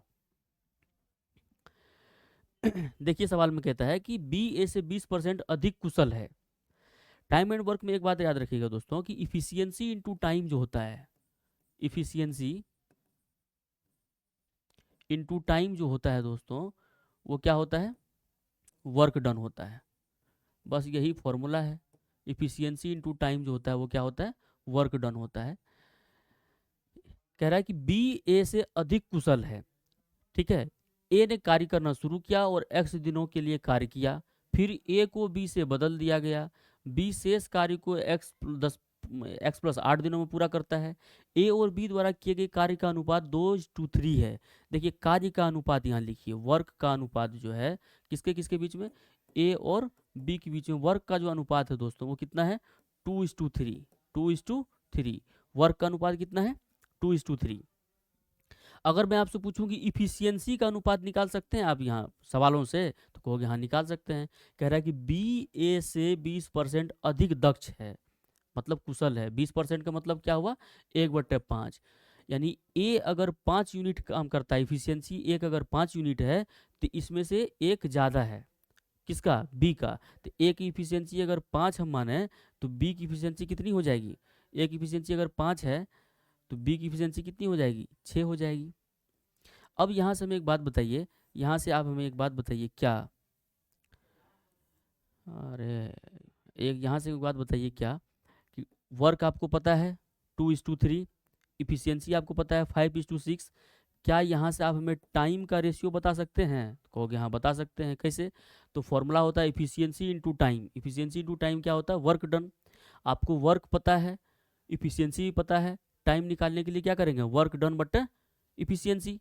अरे टाइम निकालने के लिए क्या करेंगे, वर्क डन बट्टा इफिशियंसी। तो यहाँ पर अगर टाइम का रेशियो निकालेंगे तो क्या होगा, 2/5 क्या हो जाएगा, 3/6। मतलब 3/6 का कहने का मतलब 1/2, 1/2। अब रेशियो फ्रैक्शन में है, इसको कन्वर्ट करने के लिए क्या करना है, इसको ऐसे करके मल्टीप्लाई कर देना। तो ये हो जाएगा 4/5, 4/5। ये हो जाएगा किसका, टाइम का रेशियो। अब देखिए ए और बी का टाइम का रेशियो रहेगा, ए को कितना समय लग रहा है, तो एक्स लग रहा है। बी को कितना लग रहा है, तो x+8 लग रहा है। तो यहाँ पे कितना ज़्यादा लग रहा है दोस्तों, तो 1 यूनिट ज़्यादा समय लग रहा है, 1 यूनिट ज़्यादा समय लग रहा है। लेकिन 1 यूनिट नहीं, यहाँ पे x+8 मतलब एक की वैल्यू कितना है, 8। एक की वैल्यू कितना है, 8। और x का मान आपको बताना है, मतलब 4 का मान बताना है। तो एक का वैल्यू 8 है, तो 4 का मान बताना है, तो 4 का वैल्यू कितना हो जाएगा, 8 × 4 यानी 32 दिन। ऑप्शन नंबर ए आपका क्या होगा, करेक्ट आंसर हो जाएगा। आशा करते हैं आपको ये सवाल ठीक था, लैंग्वेज इसकी प्रॉब्लम थी, इसको आसान तरीके में आपने समझा होगा। इसको शॉर्ट तरीके से करने का यही एक अंदाज है, ठीक है। सवाल देखिए, कह रहा है ए बी और सी के वेतन 2, 3, 4 के अनुपात में है। यदि उनके वेतनों में क्रमशः 30%, 20% और 10% वृद्धि हो जाए तो उनके वेतन का नया अनुपात क्या होगा। देखिए इनकम का रेशियो ए बी सी का आपको दे रखा है, ए बी और सी का इनकम का रेशियो दे रखा है, कितना दे रखा है, तो 2:3:4। जब रेशियो दे रखा हो, और रेशियो बड़ा आसान दे रखा है, देखो देखिए परसेंटेज में 30% बढ़ रहा है, 20%, 100%। एक बात बताइए, हमको 2, 3, 4 जो है रेशियो दे रखा है ना इनकम का, हम इसको ऐसे नहीं मान रहे हैं कि ये 200, ये 300 और ये 400, इसको मान लेते हैं, क्या बुराई है, रेशियो तो फिर 2:3:4 ही रहेगा, कहोगे हाँ रहेगा। अब देखिए इसमें कितना परसेंट का बढ़ोतरी हुआ है, तो कहिएगा 30% का बढ़ा है। इसमें कितना बढ़ा है, 30% का बढ़ोतरी हुआ है। अब कहिएगा कि इसमें इसमें कितने परसेंट का बढ़ोतरी हुआ है, तो आप कहिएगा इसमें 20% का बढ़ोतरी हुआ है। बहुत बढ़िया साहब। आप कहिएगा कि भाई साहब इसमें कितने की बढ़ोतरी हुआ है, तो कहिएगा इसमें 10% की बढ़ोतरी हुआ है। क्लियर है। तो अब जो इनकम का रेशियो बनेगा इंक्रीज होने के बाद, देखिए 200 का 30% बढ़ेगा, तो परसेंट से तो ये खत्म हो जाएगा, परसेंट से 2 जीरो खत्म हो गया, मतलब 30 × 2 60, और 200 पहले से, यानी कितना हो गया, 260। रेशियो दे दीजिए, फिर ये परसेंट से 2 जीरो खत्म कर दीजिए शॉर्ट में बनाने के लिए, बचा 20 × 3 60, ये हो जाएगा 360। ठीक है, आगे देखिए परसेंट से ये 2 जीरो खत्म कर दीजिए, कितना बना, 40, ये हो जाएगा 440। यहाँ से सब जीरो जीरो काटिए, तो बनेगा कितना, इसको 13×2 = 26, 18×2 = 36 और 22×2 = 44। 13:18:22 आपका आंसर बनेगा। देखिए ऑप्शन नंबर डी में आपको दिख रहा होगा, 13:18:22। कोई दिक्कत, आप अगर चाहें तो 200, 300, 400 नहीं माने, लेकिन कैलकुलेशन आसान हो जाएगा, इसीलिए हमने ऐसा माना है। एग्जाम में आप भी ऐसा मानिएगा तो फिर मज़ा आएगा। सवाल देखिए, देखने में भयानक लग रहा होगा आपको, कैसे कैसे बनाएं, क्यूब करना पड़ेगा। 16 का क्यूब कौन जानता है, कुछ नहीं करना है, 16 का क्यूब निकालने की जरूरत भी नहीं पड़ेगा आपको। आप सिर्फ देखिए क्या है, सिर्फ आप एक कॉन्सेप्ट जानते होंगे क्या, कि अगर ए प्लस, ध्यान दीजिएगा, अगर A plus B plus C अगर ये जीरो हो, A plus B plus C अगर क्या हो, जीरो हो, तो A cube plus B cube plus C cube जो होता है वो 3abc के बराबर होता है। अलजेब्रा में आपने पढ़ा होगा, नहीं पढ़ा होगा तो नोट डाउन कीजिएगा, और इम्पोर्टेंट फार्मूला है ये, है ना। इसके बिना अलजेब्रा अधूरा है, रेलवे का एग्जाम हो। अब कहिएगा भाई साहब रेलवे का सेट करा रहे हो और CHSL CGL का क्वेश्चंस करा रहे हो, क्या फ़ायदा, फ़ायदा है। एक तो NTPC में सीटें बहुत कम आई है, दूसरा कंपटीशन दिन से दिन बढ़ रहा है, तो आपको टीसीएस के द्वारा जो एडवांस सवाल पूछा गया है, जो रिसेंट सवाल पूछा गया है, वो आपको करना पड़ेगा, और मैं वही कराऊंगा और आपको करना ही पड़ेगा। नहीं कैसे कीजिएगा भाई साहब? सब्सक्राइब कर दिए है ना? बहुत बढ़िया साहब। याद कीजिए, A plus B plus C अगर जीरो है, A plus B plus C अगर जीरो है, तो A cube plus B cube plus C cube जो होगा वो हमेशा 3abc के बराबर होगा। अब जरा देखिए, तो यहाँ पर आपको दिख रहा है 1.6 माइनस 0.9 और माइनस 0.7। मान लीजिए ये ए है, मान लीजिए क्या है, ये ए है।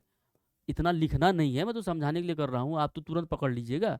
ये बी है और ये क्या है, सी है। तो जरा ये तीनों को जोड़ के आप देखिए तो जीरो आ रहा है। ए प्लस बी प्लस सी को जोड़िए तो कहिएगा हाँ। यहाँ पे देखिए माइनस और माइनस प्लस हो जाएगा, 9 7 16 मतलब 1.6, नेगेटिव में 1.6, यहाँ पॉजिटिव में कट के हो गया जीरो। इसका मतलब ए प्लस बी प्लस सी यहाँ पे जीरो हो रहा है। ये ना कंफ्यूज होना कि यहाँ नेगेटिव है भाई साहब। प्लस को जैसे मान लो कि माइनस एक्स लिखा हुआ है, या मान लो यहाँ पे y माइनस एक्स लिखा हुआ है, तो क्या हम इसको ऐसे नहीं लिख सकते हैं y प्लस माइनस एक्स? दोनों सेम चीज़ लिखा हुआ है, यानी माइनस को हम प्लस में आराम से लिख सकते हैं, क्योंकि प्लस इंटू माइनस जो होता है माइनस होता है, प्लस इंटू माइनस जो होता है यानी प्लस माइनस माइनस होता है। तो y माइनस एक्स को हम y प्लस माइनस एक्स लिख सकते हैं, इसीलिए हमने ऐसा लिखा है। क्लियरली? अब देखिए इसको सॉल्व करते हैं। एक बात बताइए, तो डायरेक्ट 3abc फॉर्मूला लगा दें यहाँ पे? तो कहिएगा हाँ लगा दीजिए।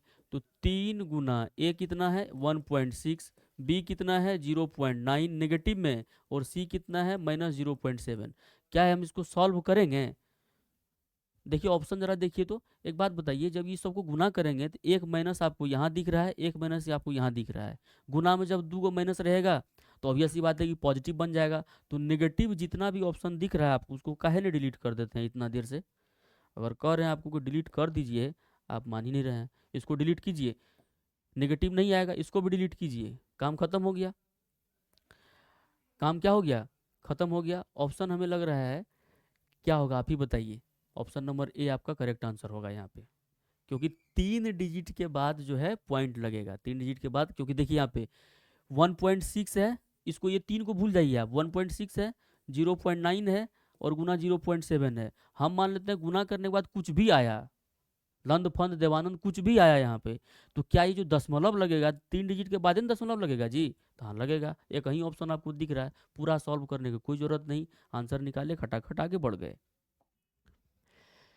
देखिए कह रहा है चक्रवृद्धि ब्याज पर निवेश की गई राशि 3 वर्ष में 7800 रुपया तथा 5 वर्ष में 11,232 रुपया हो जाती है, तो प्रतिशत दर क्या होगी, ये आपको निकालना है। बहुत ही अच्छा सवाल और बार बार रिपीटेड सवाल होता है। मान लीजिए कोई प्रिंसिपल पी है, सवाल कह रहा है कि 3 साल में, 3 साल में 3 ईयर्स में, 3 साल में जो है ये पैसा 7800 रुपया हो जाती है। 3 साल में क्या होता है 7800 रुपया, और यही पैसा 5 साल में जो है दोस्तों, 5 साल में जो है दोस्तों ये हो जाता है 11,232 रुपया।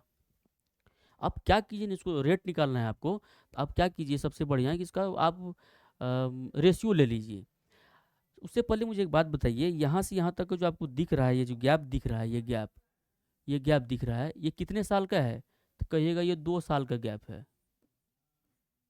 ये जो गैप दिख रहा है वो कितने साल का दिख रहा है? 2 साल का गैप दिख रहा है। आप रेशियो लीजिए।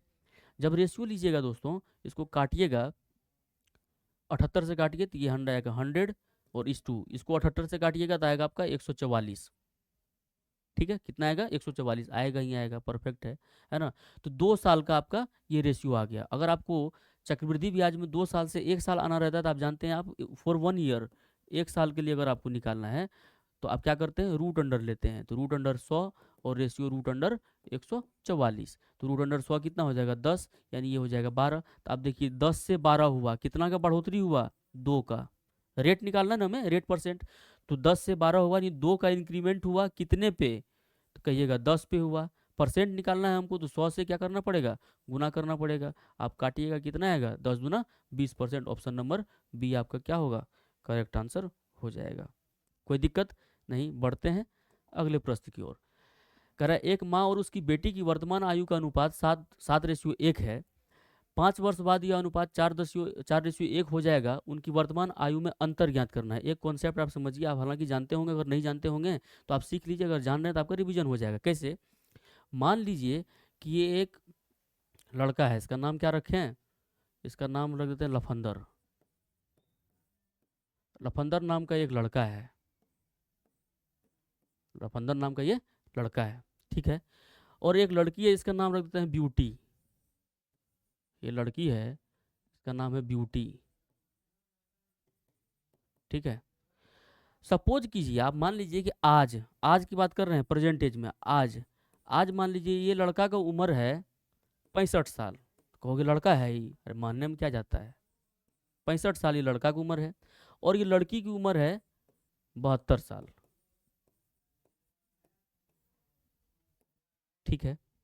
मैं आपसे कह रहा हूं कि एक बात बताइए, एक बात बताइए, आज से अच्छा एक बात बताइए, दोनों में एज में डिफरेंस कितने का है, कितने का डिफरेंस है? या मान लीजिए आप ये इसको 60 कर दीजिए आसान करने के लिए, क्या दिक्कत जाता है, समझने की बात है। ये मान लीजिए 60 साल का है और ये 72 साल का है, तो एज का डिफरेंस कितना है? 12 साल का है ना। आज एज का डिफरेंस कितना है दोनों में? 12 साल का है। मैं अगर आपसे कहूं कि 5 साल के बाद, 5 साल के बाद दोनों के बीच में एज का डिफरेंस कितना रहेगा, आप ये बताओ। तो एक कहोगे कि भाई साहब 5 साल के बाद तो ये लफंदर भी बढ़ेगा ना, कि 5 साल तक ये रुकल रहेगा, 5 साल के बाद इसका भी एज बढ़ेगा, और 5 साल के बाद 5 साल इसमें भी एज बढ़ेगा, तो 5 साल के बाद इसका एज कितना हो जाएगा? 65 साल। और 5 साल के बाद ये कितना हो जाएगा? 77 साल। तो मुझे बताइए अब दोनों में एज कितने का डिफरेंस है? अभी भी तो 12 साल है। देखिए यहाँ भी 12 साल एज डिफरेंस था, और यहाँ भी 12 साल एज डिफरेंस है। हम कहना क्या चाह रहे हैं कि अगर प्रेजेंट एज का रेशियो में, या प्रेजेंट एज में किसी 2 3 4 5 ग्रुप में किसी भी कोई एज है, प्रेजेंट एज के बीच में जो गैप है वो ताउम्र वही गैप रहेगा, चाहे आप कितना साल कैलेंडर पीछे आगे कर लें। अगर ये कंसेप्ट समझ गए, देखिए सवाल कैसे चुटकी में बनता है, दिखाएं। चलिए देखिए, पहले इस सबको हटाते हैं, देखिए सवाल कैसे बनाते हैं। आपको दे रखा है सवाल में, क्या दे रखा है भाई, कि एक माँ है, माँ को एम लिख देते हैं, और डॉटर को यानी बेटी को डी लिख देते हैं। एक माँ और उसकी बेटी की वर्तमान आयु, मतलब प्रेजेंट एज की बात कर रहा है, प्रेजेंट एज की बात कर रहा है, तो प्रेजेंट एज की बात कर रहा है, प्रेजेंट एज की। तो प्रेजेंट एज जो है दोस्तों, वो मान लेते हैं 7:1 है। क्या है? 7:1 दे रखा है आपको। कह रहा है कि 5 साल के बाद यह अनुपात 4:1 हो जाएगा, 5 साल के बाद होगा 4:1। तो मुझे एक बात बताइए, अगर प्रेजेंट एज में दोनों के बीच में गैप कितने का है, दोनों के बीच में गैप कितने का है, बताइए कितने का गैप है? तो आप कहिएगा कि 6 का गैप है, 6 यूनिट मान लीजिए, 6 साल मान लीजिए, क्योंकि रेशियो में है तो एग्जैक्ट तो नहीं मान सकते हैं, कुछ भी मान लीजिए, 6 का गैप है। और 5 साल के बाद जो रेशियो 4:1 हुआ है, इसमें गैप कितने का है? तो कहेंगे इसमें 3 का गैप है। तो ये तो नाइंसाफ़ी है ना, कैसी नाइंसाफ़ी है भाई। मैंने अभी तुरंत बताया है कि भाई साहब, अगर प्रेजेंट एज का रेशियो में जितना डिफरेंस होगा एज का, ताउम्र उसी डिफरेंस होगा, जितना साल आप बढ़ेंगे या जितना साल आप घटेंगे, एज के बीच का डिफरेंस चेंज नहीं होने वाला। यहाँ 3 साल है, यहाँ 6 साल है, हम क्यों ना इसको 6 बना दें, तो इसको 2 से गुना करेंगे। जब इसको 2 से गुना करेंगे तो इसको भी 2 से गुना करना पड़ेगा, और इसको भी 2 से गुना करना पड़ेगा। मतलब 5 साल के बाद, 5 साल के बाद एक्चुअल रेशियो होना चाहिए कितना? 8 देखो, 4 × 2 8:2। और यहाँ पे रेशियो प्रेजेंट एज में कितना है? 7:1। तो अब आप देख रहे हैं, जैसे ही इसको हम बैलेंस किए, इक्वल किए, देखिए 7 से 8 कितना बढ़ा है? 1। 1 से 2 कितना बढ़ा है? 1। समझ रहे हैं? यानी 1 साल बढ़ा है। कितना बढ़ा? ये अपने आप बैलेंस हो जाएगा, टेंशन की बात नहीं है। यानी 1 साल बढ़ा है, 1 साल बढ़ा है। लेकिन सवाल में दे रखा है 5 साल बढ़ा है, तो ये 1 का वैल्यू कितना हो जाएगा? 5 साल। 1 का वैल्यू कितना हो जाएगा? 5 साल। अब आपको बोल रहा है कि वर्तमान आयु में अंतर, तो वर्तमान आयु 7:1 है, तो दोनों में अंतर कितने का है? 6 का। अब एक जो है 5 साल के है, तो 6 का वैल्यू निकालने के लिए क्या करेंगे आप? 6 × 5 करेंगे, तो 30 साल आपका आंसर हो जाएगा। इतना करने में आपको क्या दिक्कत हो रहा है, बताइए? मन करे तो यहाँ से ये काम कीजिए, 1 की वैल्यू 5 है, तो ये मदर का 7 है ना, तो 7 5 35, इसका परसेंटेज कितना हो जाएगा? 35 साल। और ये 1 है, 5 है, तो ये हो जाएगा 5 साल। 1 × 5 करेंगे, 5 न होगा जी, 5 साल। अब दोनों में डिफरेंस लेना है, तो 35 - 5 करके तो भी 30 आएगा। हम ऐसा नहीं किए, हम 7 में से 1 घटा के 6 निकाले, उसी में से 5 से गुना कर दिए, हो गया, बात खत्म है। बढ़ते हैं भैया अगला प्रश्न में। कह रहा है 12, 18 और 6 का चतुर्थानुपात के और 6 के तृतीयानुपात के बराबर है। पहले तो एक बात फॉर्मूला बताइए। BC/A होता है, BC/A होता है क्या?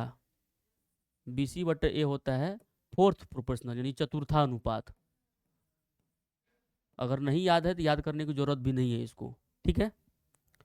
बोलिए कैसे। तो एक बात बताइए, 12, 18 और 6 का चतुर्थानुपात आपको नहीं पता है, निकालना है ना। तो मान लीजिए x है। एक बात बताइए, 12, 18 और प्रोपोर्शन ऐसे होता है 6, रेशियो चतुर्थानुपात पता नहीं है, मान लीजिए x। तो इसको क्या लिखेंगे, देखिए 12/18 और ये हटेगा बराबर 6/x। यहाँ से हमें चतुर्थानुपात यानी x निकालना है। तो x निकालने के लिए क्या करना होगा, 18 गुना 6 ये इससे मल्टीप्लाई होगा और 12 गुना x, तो x का वैल्यू क्या होगा, 18 गुना 6/12। जरा बताइए BC/A जो हम लिखे हैं कुछ अलग लिखे हैं, वही तो लिखे हैं। याद है तो ठीक है, नहीं याद है देखिए ये A है, ये B है और ये C है। 18 गुना 6 BC/A 12, दिख रहा है ना आपको, वही चीज़ है, कोई बड़ी बात नहीं है। आप आराम से इसको यहाँ से निकाल सकते हैं। तो आ गया कितना, 9। यानी यहाँ इसका जो है चतुर्थानुपात आ गया, कितना आ गया, ये 9 आ गया, 9 आ गया। कह रहा K और 6 की तृतीय अनुपात के बराबर है। तृतीय अनुपात क्या होता है दोस्तों, तृतीय अनुपात होता है B²/A। तृतीय अनुपात क्या होता है, B²/A। ये आपको याद रखना पड़ेगा। तो यहाँ पे B कितना है, 6, तो 6 का स्क्वायर कितना होगा, 36, बट्टे क्या होगा, K। और दोनों बराबर है, मतलब ये जो 9 निकला है ये इसके बराबर है। तो यहाँ से काट दीजिए, 9 चौक 36, यानी K के वैल्यू कितना आ जाएगा आपका, 4। यही आपको तो पूछा है, K का मान बताना है। ऑप्शन नंबर सी आपका क्या होगा, करेक्ट आंसर हो गया। बढ़ते हैं अगले प्रश्न में। 1.8 और 3.2 के बीच मध्यानुपात और 5 और 3 के बीच तृतीयानुपात में अंतर ज्ञात करना है, यही काम करना है। मध्यानुपात इसीलिए हम बोले इसको मिडिल प्रोपोर्शन बोलते हैं, ये भी याद रखना है। मिडिल प्रोपोर्शन होता है दोस्तों √AB। मध्यानुपात क्या होता है, √AB। यहाँ पे A कितना है, 18 और 1.8 है और B कितना है, 3.2 है। तो रूट करेंगे 1.8 गुना 3.2, 18 दूना 36 की 6 बजा 3, 18 3 54 3 57 यानी 5.76 का रूट होगा ये 2.4, यानी 24 का स्क्वायर कितना होता है, 576। तो इसका रूट होगा 2.4। अब 5 और 3 के तृतीयानुपात, तृतीयानुपात क्या होता है, B²/A, यानी 3 गुना 3/5 यानी 9/5। अब दोनों का डिफरेंस लेना है, किसका किसका, इसका डिफरेंस, इसका और इसका डिफरेंस आपको लेना है। तो या तो इसको आप दशमलव में कन्वर्ट करो, या आप ऐसा ऐसा करो कि 2 पॉइंट यानी 2.4 को हम 24/10 तो लिख सकते हैं ना, लिख सकते हैं। तो इसको लिखो 24/10, अब माइनस कर दो 9/5 में से, बड़ा आसान हो जाएगा। एलसीएम 10 आ जाएगा, 24 - 18 यानी 6/10 आ जाएगा, 0.6 आपका आंसर हो जाएगा, ऑप्शन नंबर ए। क्लियर है, बढ़िया। अगले प्रश्न में वही आया, फालतू सवाल अभी उन्होंने बताया भाई साहब, क्या ए और बी की वर्तमान आयु का अनुपात आपको 7:8 दे रखा है, वर्तमान आयु का अनुपात, ठीक है। 6 वर्षों के बाद उनकी आयु जो है 8.4 हो जाती है। 6 वर्ष के बाद इसकी अनुपात जो है 8.4 हो जाती है। यहाँ पे प्रिंट गलत हो गया दोस्तों, ऑप्शन के हिसाब से, है ना। देख लेते हैं इसमें सही क्या है, देखते हैं। हमें तो लग रहा है कि गलत हो गया है, कोई बात नहीं। अगर इसी से बनाना हो तो देखिए कोई दिक्कत नहीं। 8.8/4 है ना, तो यहाँ पे डिफरेंस कितना है, 1 का है। यहाँ पे डिफरेंस कितने का है, 4 का है। इसको 4 गुना करना पड़ेगा। तो 4 गुना करना पड़ेगा तो क्या होगा, 28, और 4 गुना करना पड़ेगा कितना होगा, 32, और ये होगा 8:4। तो ये नहीं नहीं होगा, ये कुछ टाइप में जो है इधर उधर हुआ है दोस्तों इसमें, है ना। देख लेते हैं इसको, 1 मिनट रुकिएगा, बस तनी सी बात है भाई साहब, टेंशन की बात नहीं है।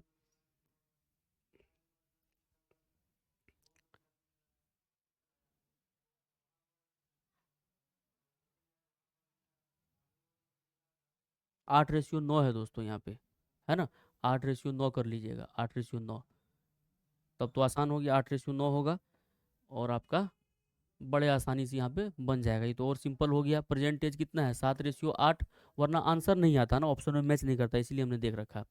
और कह रहा है कि 6 साल के बाद जो है रेशियो हो जाता है 8:9। एक बात बताइए, यहाँ पे डिफरेंस कितने का, 1 का, यहाँ पे डिफरेंस कितने का, 1 का। तो हमको बराबर करने की यहाँ पे ज़रूरत है ही नहीं, क्योंकि हमने बताया है कि प्रेजेंट एज का जो एज का डिफरेंस होगा वही ताउम्र चलता रहेगा। तो कुछ नहीं करना है, कितने बढ़ रहा है तो कहोगे 1 बढ़ रहा है। अगर इधर 1 बढ़ेगा तो इधर भी 1 ही बढ़ेगा, उसके लिए टेंशन नहीं लेना है। लेकिन आपके हिसाब से 1 बढ़ रहा है, सवाल में कह रहा है कितना, 10 वर्ष बढ़ रहा है, तो यानी 1 का वैल्यू कितना है, 10 साल। अब सी का वर्तमान आयु जो है कितना है, 6 साल, सॉरी 6 साल बढ़ रहा है। 1 का वर्ग 6 साल बढ़ रहा है। अब कह रहा है एक बात बताइए, तो इसका वर्तमान आयु कितना हो जाएगा? 1 का 6, ये हो जाएगा 42 साल। यानी ये ए है और ये बी है। ये प्रेजेंट एज का रेशियो है 7:8। 1 का वैल्यू 6 है, तो 7 का वैल्यू कितना होगा? 7 गुना 6, 42 साल।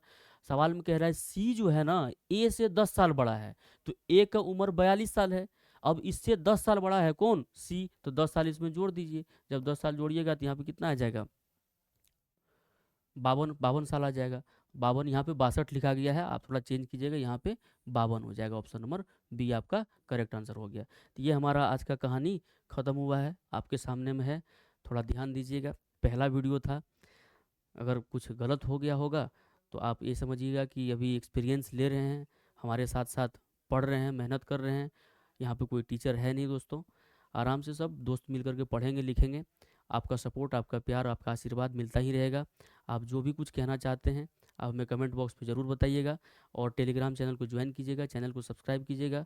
अपने स्टडी रिलेटेड ग्रुप्स जो भी हैं आपके, जो भी जान पहचान के हैं, जो भी हमारे साथ प्रश्नों का श्रृंखला के साथ डिस्कस करना चाहते हैं, तो आप हमें ज़रूर उसको शेयर कीजिएगा। शेयर करने से क्या होगा कि हमारा रीच बढ़ेगा, थोड़ा सा मज़ा आएगा, प्रोत्साहन मिलेगा। हम लाइव क्लास लेके आएंगे दोस्तों, है ना, हम लोग लाइव पढ़ेंगे, आपको रूटीन मिल जाएगा। हर एक इंसान, हर एक जो यहाँ पे ग्रुप है, वो अलग अलग सब्जेक्ट को लेकर के आएगा, और लाइव इंटरेक्ट के साथ हम लोग मज़े मज़े करते करते पढ़ लेंगे। टेंशन की बात नहीं है, आप अपना सपोर्ट देते रहिएगा। मिलेंगे नेक्स्ट क्लास में, तब तक के लिए thank you very much, take care, bye bye.